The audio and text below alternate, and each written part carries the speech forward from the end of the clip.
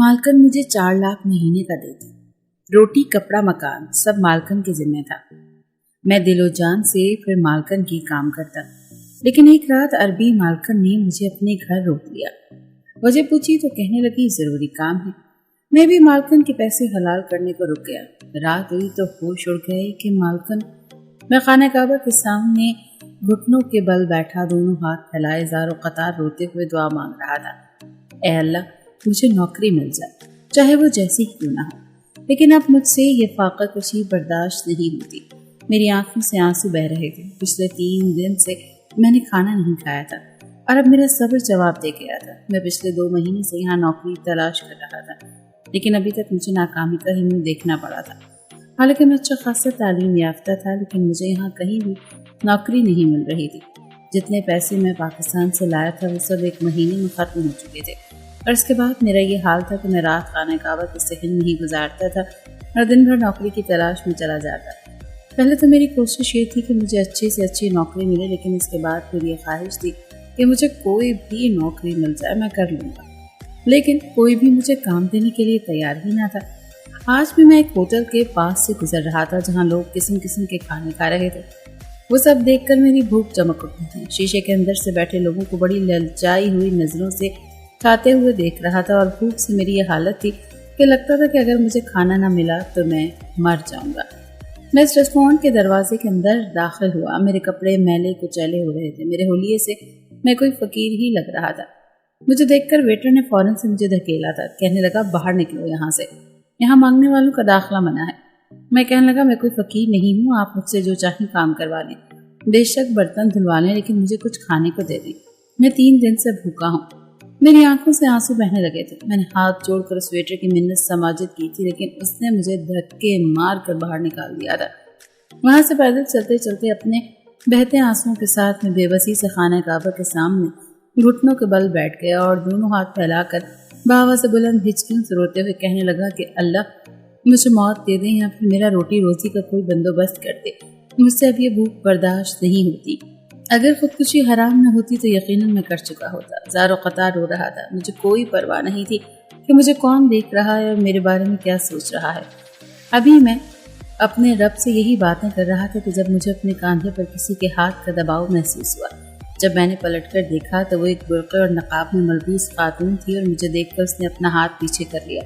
कहने लगी तुम्हें नौकरी चाहिए। मैंने अपने आंसू अपने हाथ की पुश्त से साफ किए और खड़ा हो गया। मुझ में इतनी भी हिम्मत न थी कि मैं उसे लफ्ज़ों से जवाब देता। मैंने इस बात में सर हिलाकर इक़रार किया था। वो कहने लगी जो काम कहूँगी कर दोगे। मैंने कहा आप जो कहेंगी मैं करने को तैयार हूँ।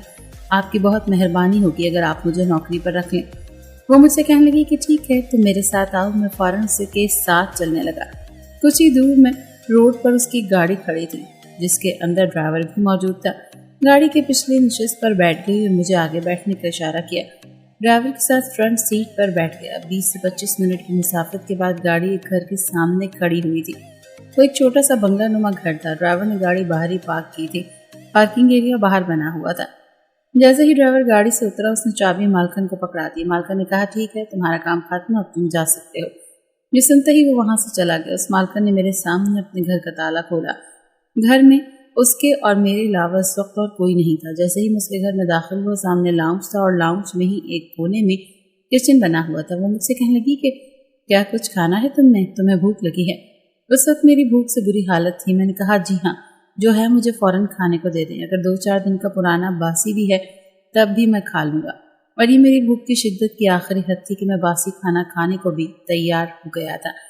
मुझे याद आने लगा कि पाकिस्तान में मैं अपनी वालदा को खाने के मामले में कितना परेशान करता था। जब भी वो भिंडी या टिंडे या सब्जी दाल मेरे सामने रखती तो मैं झट से प्लेट पीछे को धकेल देता। कहता अम्मा आपको बस यही चीज़ें मिलती हैं पकाने के लिए। वो कहती थी कि तुम्हारी नौकरी भी अभी नहीं लगी और तुम्हारे वालिद की पेंशन से पूरा महीना मुझे गुजारना होता है, बहुत मुश्किल हो जाती है। मैं मुँह बनाकर बैठ जाता था कि ठीक है मुझे कुछ नहीं खाना, मैं भूखा ही सो जाऊँगा। मैं जानता था कि मेरी माँ को कभी भी चैन नहीं मिलेगा अगर मैं भूखा लेट गया तो, इसलिए वो अपने कमरे में जाती और मुझे 200-300 रुपये लाकर पकड़ा देती। कहती ठीक है जाओ अपनी मर्जी से खाना खा लो, लेकिन कोशिश करो कि तुम्हें नौकरी जल्द अज जल्द मिल जाए। मैं कहता अम्मा मैं रोज़ शहर जाता हूँ नौकरी ढूंढने, अब नहीं मिल रही तो मैं क्या करूँ। मैंने BBA की तालीम मुकम्मल की थी और मैं चाहता था कि मेरी नौकरी एक बहुत बड़ी फर्म में लगे। अव्वल तो मेरी नौकरी कहीं लगती नहीं थी और अगर लग भी जाती तो वो मेरे मयार की ना होती, इसीलिए मैं उस नौकरी को फौरन से छोड़ कर आ जाता। मेरी वालिदा मुझे इस बात पर बहुत डांटती थी कि तुम थोड़े से ही इब्तिदा करो, शायद अल्लाह तुम्हारे काम को बढ़ा देगा, बरकत भी डाल देगा। तुम 20,000 की नौकरी छोड़ आए हो, जानते हो कि 20,000 में हमारे हालात कुछ तो बेहतर हो सकते हैं। मैं अम्मा से कहता कि मुझे ये छोटी मोटी नौकरी नहीं करनी है, मैं तो चाहता हूँ कि मेरी बहुत बड़े फर्म में नौकरी लग जाए जहाँ की तनख्वाह लाखों से शुरू हो। पाकिस्तान में भी जूतियाँ घसीटते घसीटते 1 साल गुजर गया था, लेकिन मुझे मेरे मतलब की नौकरी नहीं मिली थी। इसलिए मैंने अपनी अम्मा का सारा जेवर बेचा और सऊदीया में आ गया कि यहाँ मैं अच्छा कमाऊंगा और अपनी वालदा को भी खर्चा भेजूंगा। मैं तो अपनी माँ को ये आस दिला कर आया था कि जैसे ही मेरा काम सऊदीया में सेट हुआ मैं उन्हें भी वहाँ बुला लूंगा। इस बात पर वो भी बहुत खुश थी, लेकिन 2 माह से यहाँ भी मुझे मुसलसल नाकामी का मुंह देखना पड़ रहा था और अब ये खातून मुझे नौकरी देने को तैयार थी। अपने लबो लहजे से ये मुझे अरबी लगती थी, अब तक मैंने इसका चेहरा नहीं देखा था। इसने मेरे सामने पुलाव रखा, मैंने फटाफट से खाना शुरू कर दिया। 3 दिन बाद ये खाना नसीब हुआ था। मैं बहुत उजलत से खा रहा था, साथ साथ पानी भी पी रहा था। काफ़ी दिनों बाद मैंने सैर होकर खाना खाया। वो मालकिन मुझे मुसलसल देख रही थी, शायद मेरे यूँ खाने पर मुझे देख रही थी, लेकिन मुझे परवाह नहीं थी। मुझे तो अपना पेट भरना था। ये 3 दिन से भूख की वजह से मुझे दुहाइयाँ दे रहा था। फिर वो खातून मुझसे कहने लगी कि तुम सामने कमरे में आज रात सो जाओ, मैं तुम्हारा बाकायदा इंतज़ाम कर दूंगी। मैं फ़ौरन से उसके कमरे में चला गया, पंखा चलाया और बेड पर लेट गया। काफ़ी दिन से मैं सही से सो ही नहीं पाया था, इसीलिए मुझे बड़ी गहरी नींद आई थी। सुबह जब मेरी आँख खुली तो सुबह के 9 बज रहे थे। मैं हड़बड़ा कर उठ बैठा। मेरा नौकरी का पहला दिन था, मैं अब तक सो रहा था। मैं कमरे से बाहर आया तो वो अरबी मैडम अब भी नकाब में ही थी और मेरा इंतज़ार कर रही थी। मुझे देखकर सामने सोफे पर बैठने का इशारा किया। मैं फ़ौरन से सामने सोफे पर बैठ गया। वो कहने लगी, मैंने अपने ड्राइवर से बात कर ली है, रात को तुम उसी के घर जाकर सोया करोगे और खाने पीने का भी तुम्हारा इंतज़ाम कर दूंगी।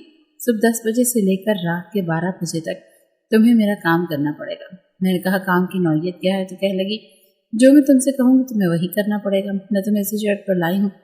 मैं कहाँ इनकार कर सकता था। मैंने कहा, ठीक है, जैसा आप बेहतर समझती हैं। मैंने कहा कि आप मुझे क्या तनख्वाह देंगी? जो तनख्वाह उसने मुझे बताई मेरे होश उड़ाने के लिए काफ़ी थी। वो मुझे इतने रियाल देने के लिए तैयार थी जो कि पाकिस्तानी 4 लाख बनते थे। ये सुनकर तो मैं दिल ही दिल में बेहद खुश हुआ था। मैं नहीं जानता था कि वो मुझसे काम क्या लेने वाली है। बहरहाल कुछ देर बाद ड्राइवर भी आ गया और मुझसे कहने लगी कि क्या तुम्हें गाड़ी चलानी आती है? मैंने कहा, जी हाँ, मुझे ड्राइविंग आती है।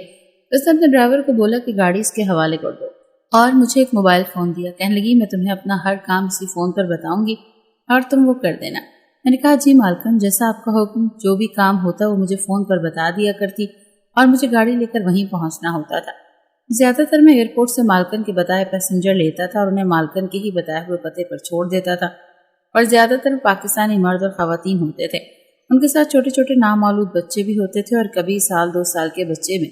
मैं अभी तक इस अरबी मालकिन के काम की नौइयत को समझ नहीं पाया था, लेकिन ये काम मेरे लिए मुश्किल नहीं था।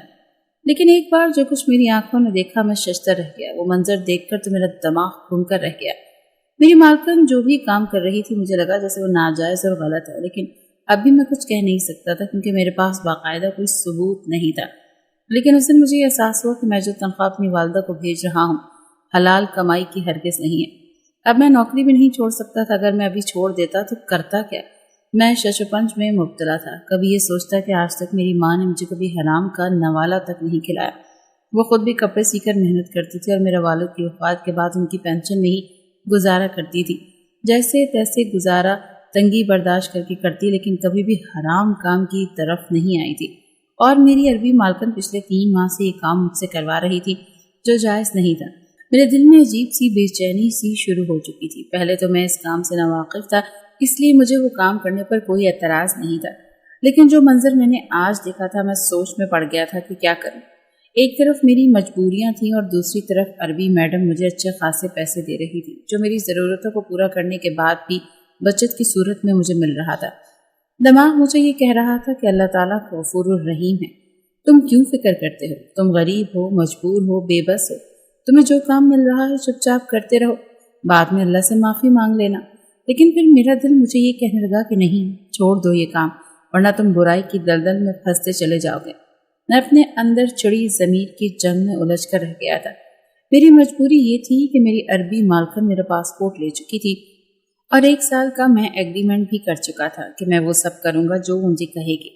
اگر میں اس سے بات کرتا تو وہ صاف کہہ دیتی کہ تم اس بات پر راضی تھے۔ سمجھ نہیں پا رہا تھا کہ اب میں کیا کروں۔ میں بہت بری طرح سے پھنس چکا تھا۔ پہلے تو میں کام کی نوعیت سے واقف نہیں تھا، لیکن اب تو میں جانتا تھا کہ میں کیا کر رہا ہوں، لیکن میں نہیں جانتا تھا کہ میری مالکن کتنی تیز اور ہوشیار ہوگی۔ چالاکی سے وہ مجھے اپنے کام کے لیے استعمال کر رہے تھے۔ بہرحال اب میں یہ سوچ رہا تھا کہ میں کیسے اپنی مالکن کے اس کام سے اپنی جان چھڑواؤں، کیونکہ اگر مالکن پکڑی جاتی تو میں بھی اس کے ساتھ ہی جیل میں جاتا۔ میں اسی ششوپن میں مبتلا تھا کہ کیا کروں اور کیا نہ کروں۔ پوری رات میری کروٹ بدلتے گزری تھی۔ میں نے اپنے برابر والی چارپائی پر دیکھا تھا دوسرا ڈرائیور بے خبر سو رہا تھا۔ وہ بھی عربی مالکن کے کام کی نوعیت جانتا تھا، لیکن اسے صرف پیسے سے غرض تھا۔ حالانکہ پہلے بھی میں نے اسے کئی بار یہ پوچھا تھا کہ مالکن کیا کام کرتی ہے اور پاکستانی لوگوں کو یہاں بلا کر کیا کام دیتی ہے۔ میری اس بات پر اس نے مجھے گھور کر دیکھا تھا۔ کہنے لگا زیادہ سوال جواب مت کرو، 4 لاکھ چھوٹی رقم نہیں ہوتی۔ آم کھاؤ، گٹلیاں گننے کی کوشش مت کرو۔ ایسے مل رہے ہیں نا جس سے تمہارے اور تمہارے گھر کی ضروریات پوری ہو رہی ہیں، بس اتنا کافی ہے۔ اگر تم نے عربی مالکن کے کام کی نوعیت کو سوچنا اور سمجھنا شروع کیا تو وہ تمہارے ساتھ جو کرے گی تم سوچ بھی نہیں سکتے۔ تمہیں وہاں جا کر مارے گی جہاں تمہیں پانی بھی نصیب نہیں ہوگا۔ بے حد پریشان ہو کر رہ گیا تھا میں، کیونکہ میرا دل اب اس چیز کے لیے آمادہ ہی نہیں تھا۔ میں جان بوجھ کر حرام کے نوالے اپنے اندر نہیں اتار سکتا تھا۔ اگلے روز مالکن نے مجھے پھر سے ایئرپورٹ جانے کے لیے کہا تو میری گاڑی میں جو پیسنجر بیٹھے تھے میں نے انہی سے سوال کیا کہ وہ یہاں کیوں آتے ہیں۔ مجھے وہ 4 عورتیں اور ایک مرد تھا۔ مرد میرے ساتھ برابر والی سیٹ پر بیٹھا تھا۔ کہنے لگا تمہیں اس سے کیا مطلب کہ ہم کیوں آتے ہیں؟ میں نے کہا جس کام کے لیے آپ لوگ یہاں آتے ہیں آپ جانتے ہیں کہ اس کام کی اجازت یہاں کی حکومت کی طرف سے بالکل نہیں ہے۔ اس کام کی وجہ سے پاکستان بدنام ہو رہا ہے، ہمارا ملک کا نام ڈوب رہا ہے۔ وہ کہنے لگے اپنے کام سے کام رکھو، ہمیں زیادہ قانون مت پڑھاؤ۔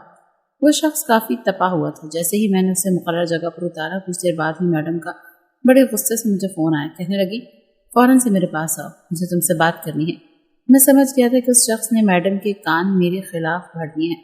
جیسے ہی میں میڈم کے گھر پہنچا وہ کافی غصے میں دکھائی دے رہی تھی۔ کہنے لگی کہ یہ تم کیا میری تفتیش کرتے پھر رہے ہو، کبھی ڈرائیور سے تو کبھی ان لوگوں سے، کیا سننا چاہتے ہو تم؟ میں نے کہا مالکن جن لوگوں کو میں یہاں پر لاتا ہوں وہ لوگ یہاں آ کر بھیک مانگتے ہیں، میں نے خود اپنی آنکھوں سے دیکھا ہے، اور یہ پاکستان سے خاص طور پر یہاں بھی مانگنے کے ارادے سے جاتے ہیں، لیکن یہاں کی حکومت سمجھتی ہے کہ وہ عمرے کے لیے آئے ہیں۔